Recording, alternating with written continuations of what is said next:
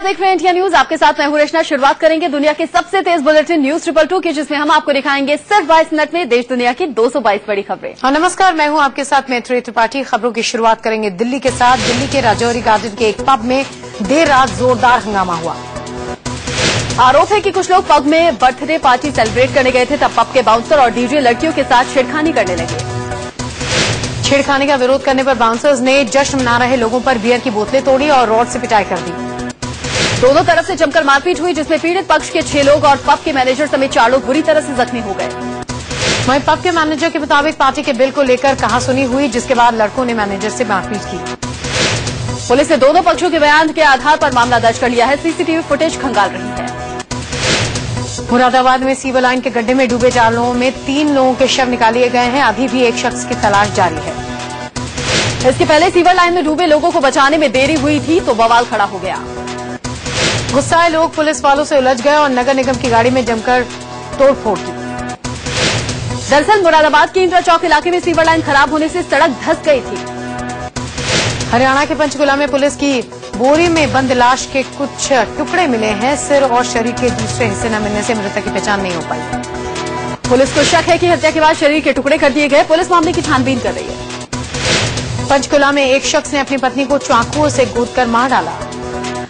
पत्नी का कत्ल करने के बाद आरोपी पति ने खुद पर चाकू से कई वार किए और जान देने की कोशिश की। बताया जा रहा है कि पति पत्नी के बीच अक्सर झगड़ा हुआ करता था। झगड़े के दौरान पत्नी ने किसी से दूसरे से शादी करने की बात कही, जिसपे पति भड़क गया। दिल्ली के गीता कॉलोनी इलाके में बंद दुकान के अंदर एक शख्स की लाश मिलने से सनसनी फैल गई। मोहित नाम का शख्स 2 दिन से घर से लापता था। शख्स की हत्या की आशंका जताई जा रही है। दिल्ली के पश्चिम बिहार इलाके में 58 साल के एक आर्किटेक्ट की संदिग्ध स्थिति में मौत हो गई। घर वालों के मुताबिक आर्किटेक्ट की हत्या की गई है। आर्किटेक्ट के चेहरे पर चोट के निशान हैं। यूपी के लखीमपुर खीरी में पेड़ से एक छात्र की लटकती हुई लाश मिलने से हड़कंप मच गया।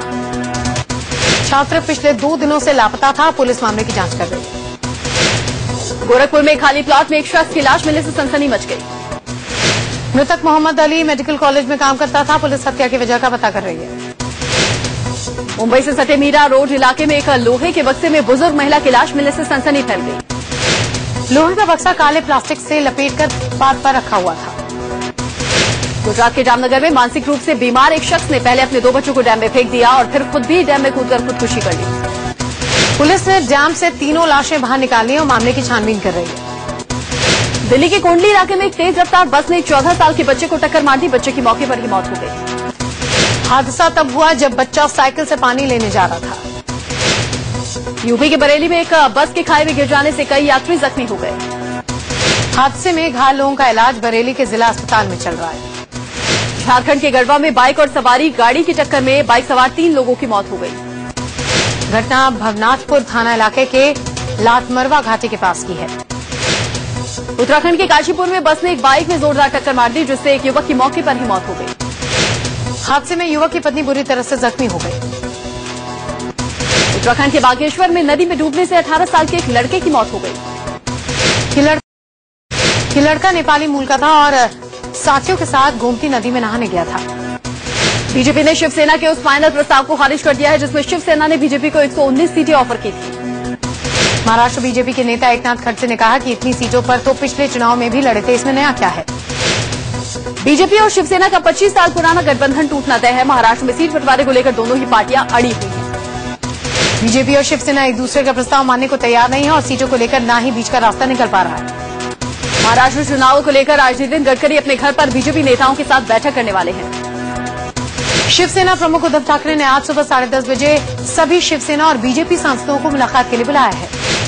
बीजेपी के राष्ट्रीय अध्यक्ष अमित शाह आज सीटों के बंटवारे को लेकर शिवसेना नेता संजय राउत से मिलने वाले हैं।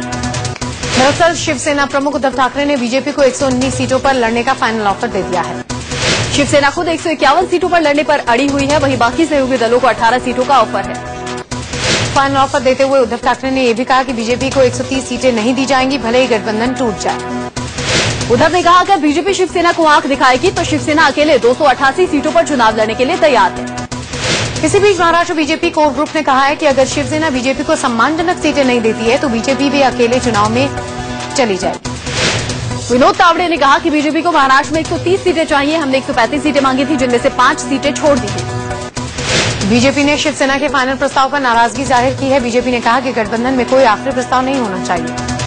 महाराष्ट्र बीजेपी के वरिष्ठ नेता एकनाथ खड़से ने कहा कि शिवसेना उन 59 सीटों में से हिस्सा दे जिसमें वो पिछले 25 साल से हारती रही है। बीजेपी के वरिष्ठ नेता एकनाथ खड़से ने कहा कि बीजेपी भी 19 सीटों पर हारती रही है, इसलिए इन सभी सीटों पर फिर से फैसला हो।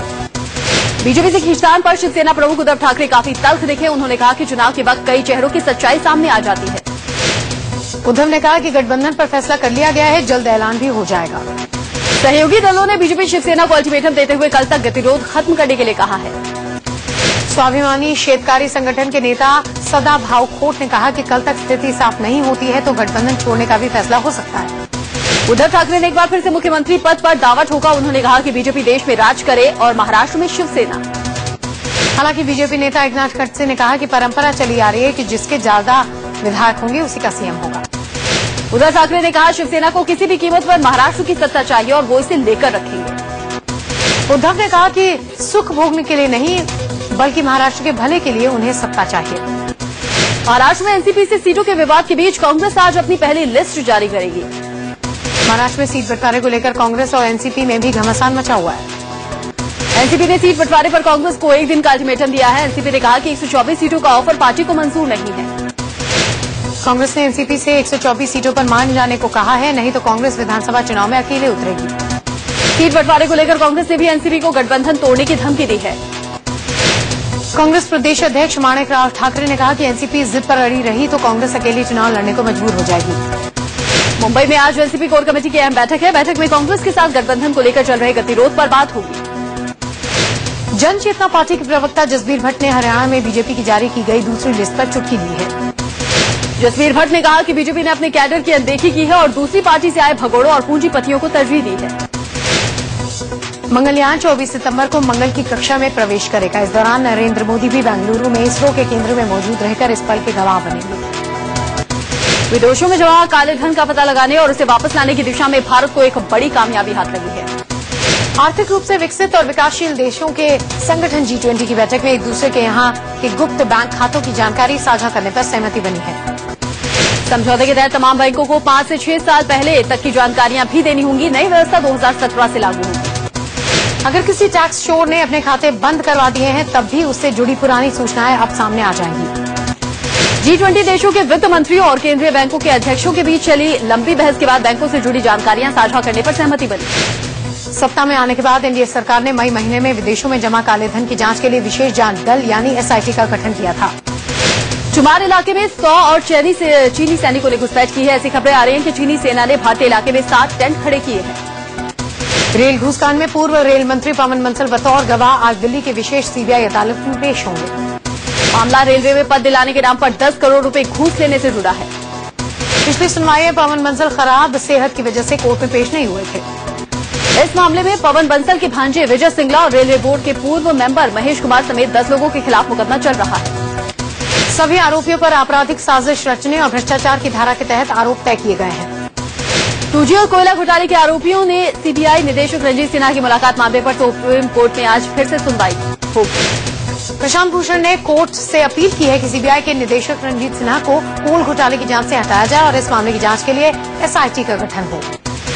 उधर सीबीआई निदेशक रंजीत सिन्हा की याचिका पर सुप्रीम कोर्ट में आज सुनवाई होगी। याचिका में रंजीत सिन्हा ने प्रशांत भूषण पर 2G मामले में गलत बयान देने का आरोप लगाते हुए उनके खिलाफ केस दर्ज करने की अपील की है।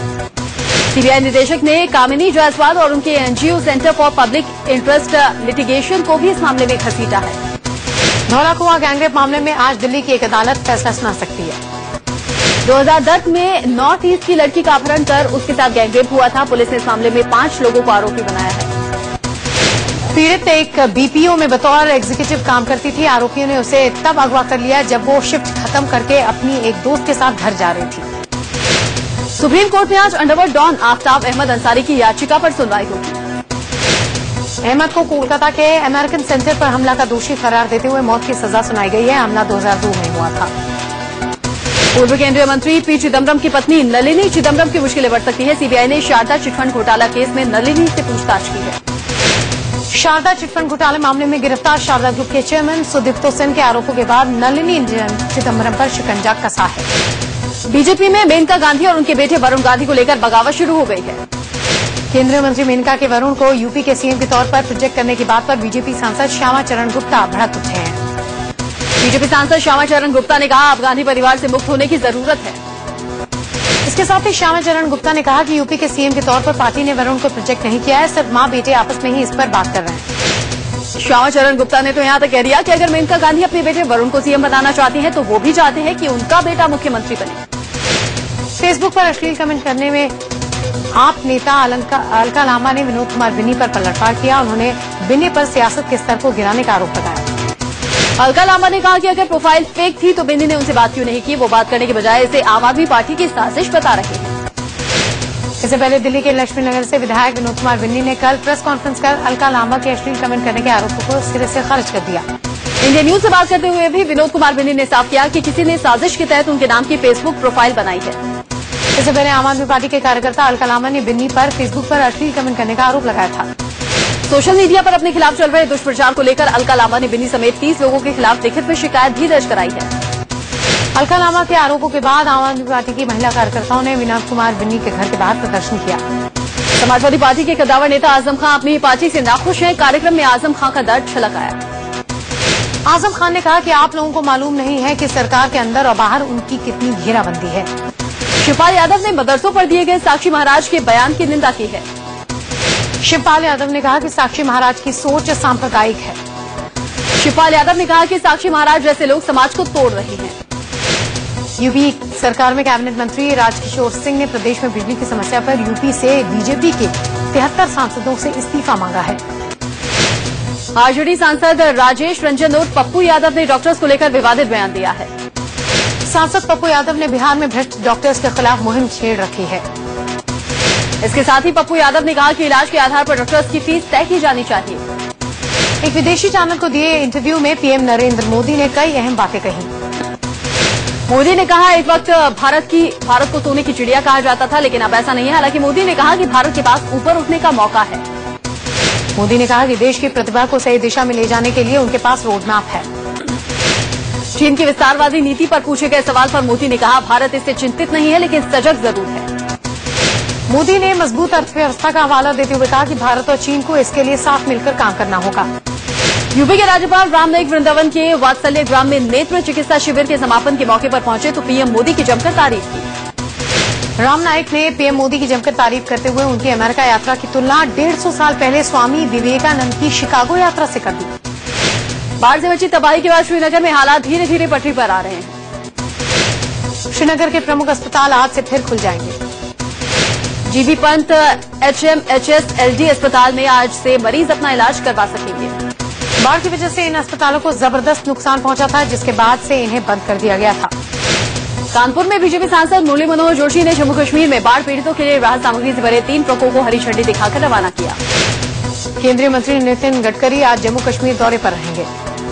जम्मू कश्मीर में बाढ़ से हुई तबाही का जायजा लेने के साथ ही वो राहत और बचाव कार्य की समीक्षा भी करेंगे। सूत्रों के मुताबिक कांग्रेस उपाध्यक्ष राहुल गांधी जल्द ही जम्मू कश्मीर जाएंगे। वहां वो बाढ़ प्रभावित लोगों से मिलेंगे और तबाही का जायजा लेंगे। खबर है कि राहुल गांधी के साथ जम्मू कश्मीर के लिए राहत सामग्री भी भेजी जाएगी। इलाहाबाद हाईकोर्ट ने 11 ट्रेनी जजों की बर्खास्तगी पर सीएम अखिलेश यादव ने मोहर लगा दी है। इन ट्रेनी जजों पर छेड़छाड़ और मारपीट करने का आरोप है। बॉलीवुड के मशहूर अदाकार शशि कपूर को सीने में दर्द के चलते देर रात अस्पताल में भर्ती कराया गया। मुंबई के कोकिलाबेन धीरूभाई अंबानी हॉस्पिटल में शशि कपूर का इलाज चल रहा है। अगले महीने से आपको किसी मेट्रो स्टेशन पर कलरफुल मेट्रो दौड़ती हुई नजर आ सकती है। रेल लाइन को छोड़कर दिल्ली मेट्रो की बाकी सभी लाइनों पर जल्द ही मेट्रो ट्रेनों का बाहरी हिस्सा भी रंग बिरंगे विज्ञापनों से रंगा हुआ नजर आएगा। दरअसल डीएमआरसी ने अपना नॉन ऑपरेशन रेवेन्यू बढ़ाने का फैसला लिया है।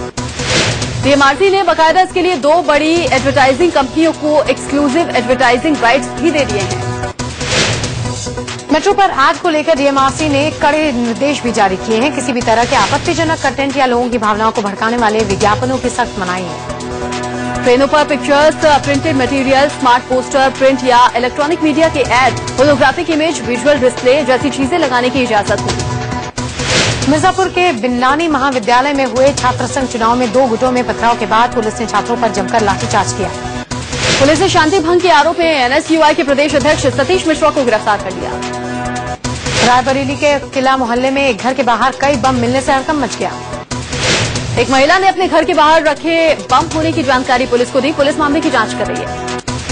वाराणसी में थाना कैंट के पांडेपुर इलाके में राम जानकी मंदिर के पास 18 संदिग्ध बोरियां मिलने से वाराणसी पुलिस के होश उड़ गए। आशंका जताई जा रही है कि इन बोरियों में विस्फोटक हो सकता है, लेकिन पुलिस अभी कुछ भी कहने से इनकार कर रही है। बोरियों को जांच के लिए भेज दिया गया है। ग्रेटर नोएडा के सिटी पार्कों में प्रेमी जोड़ों के खिलाफ महिला शक्ति समिति की मुहिम जारी है। एनजीओ की कार्यकर्ताओं ने एक बार फिर पार्क में बैठे प्रेमी जोड़ों की खबर ली। यूपी के कानपुर देहात में पंचायत ने लड़कियों के स्कूल जाने पर पाबंदी लगा दी है। दरअसल कानपुर देहात के भोगनीपुर इलाके की लड़कियों को घर से 10 मील दूर पढ़ाई करने जाना पड़ता है। रास्ते में मंचले उन्हें छेड़ते हैं। छेड़खानी से बचने के लिए पंचायत ने फरमान सुनाया है कि लड़कियां स्कूल न जाएं। लखनऊ में पुलिस ने छेड़खानी के एक आरोपी को गिरफ्तार कर लिया। पहले मंचले के लोगों ने जमकर पिटाई की, फिर उसे पुलिस के हवाले कर दिया। लखनऊ में प्रशासन की टीम ने छापेमारी कर नशीली दवाओं के कारोबार का भंडाफोड़ किया। यहाँ एक घर में नशीली दवाएं तैयार की जा रही थी। पुलिस एक आरोपी को गिरफ्तार करके पूछताछ कर रही है। लखनऊ में ऑल इंडिया स्टूडेंट एसोसिएशन के बैनर तले स्कूली छात्र छात्राओं ने प्रदेश सरकार के खिलाफ सड़क पर मार्च निकाला। ये लोग छेड़खानी और आरोप की लगातार बढ़ रही वारदातों का विरोध जता रहे थे।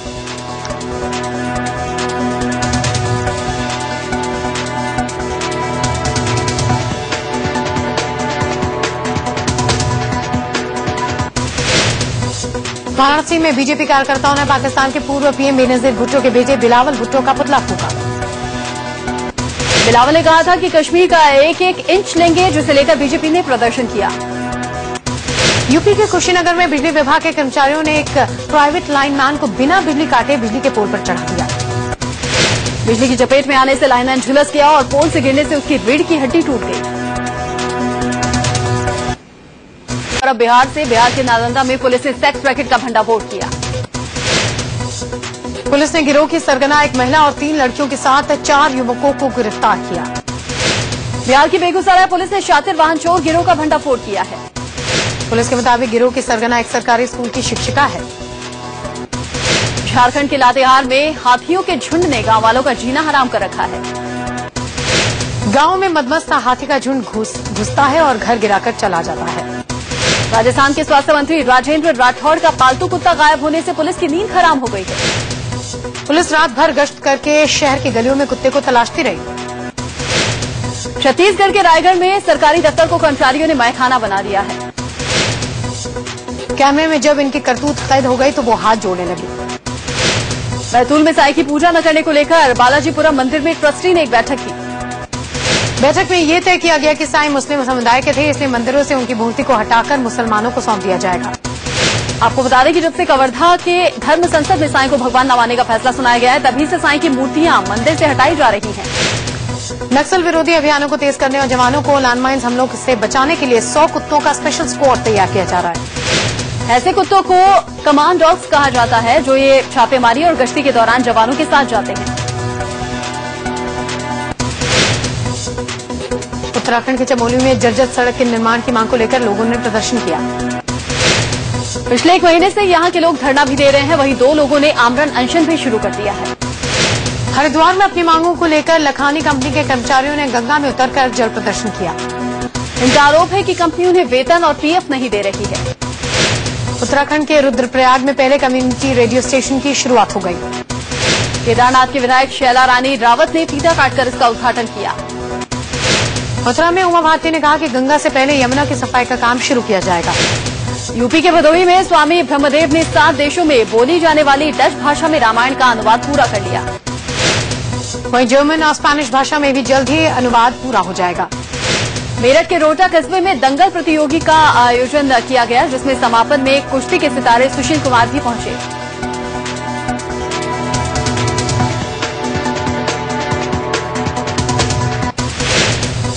दिल्ली के रामलीला ग्राउंड में रामलीला की तैयारी जोर शोर से चल रही है। रामलीला ग्राउंड के लिए द्वारका ग्राउंड में दिल्ली का सबसे बड़ा रावण बनाया गया है, जिसकी लंबाई 125 फीट है। साउथ दिल्ली के छतरपुर में 14वें फैमिली फन कार रेस का आयोजन किया गया। रेस में करीब 100 परिवारों ने हिस्सा लिया। एक कार कंपनी के सहयोग से इस रेस का आयोजन कर दिल्ली पुलिस लोगों को ट्रैफिक नियमों को लेकर जागरूक कर रही है। भोपाल में मन चैलेंज बाइक रेसिंग का आयोजन किया गया। भोपाल राइडर्स वेलफेयर की तरफ से एसोसिएशन के बैनर तले होने वाली इस बाइक रेस में 70 से ज्यादा बाइकर्स ने हिस्सा लिया। फॉर्च्यून की एशिया पैसिफिक की 25 ताकतवर महिलाओं की सूची में आईसीआईसीआई बैंक की प्रमुख चंदा कोचर सहित 8 भारतीय महिलाएं शामिल हैं। इस सूची में चंदा कोचर दूसरे स्थान पर हैं। ऑस्ट्रेलिया के प्रमुख बैंक वेस्टपैक की मुखिया गैल केली सूची के शीर्ष पर हैं। अशरफ गनी अफगानिस्तान के नए राष्ट्रपति होंगे, जो अब्दुल्ला की ओर से नामित सीईओ के साथ सत्ता साझा करेंगे। प्रधानमंत्री मोदी ने अफगानिस्तान में सरकार गठन पर समझौते का स्वागत किया। दक्षिण काहिरा में अभ्यास उड़ान के दौरान मिस्र की सेना का एक विमान तकनीकी खराबी की वजह से हादसे का शिकार हो गया, जिसमें सेना के 6 जवानों की मौत हो गई।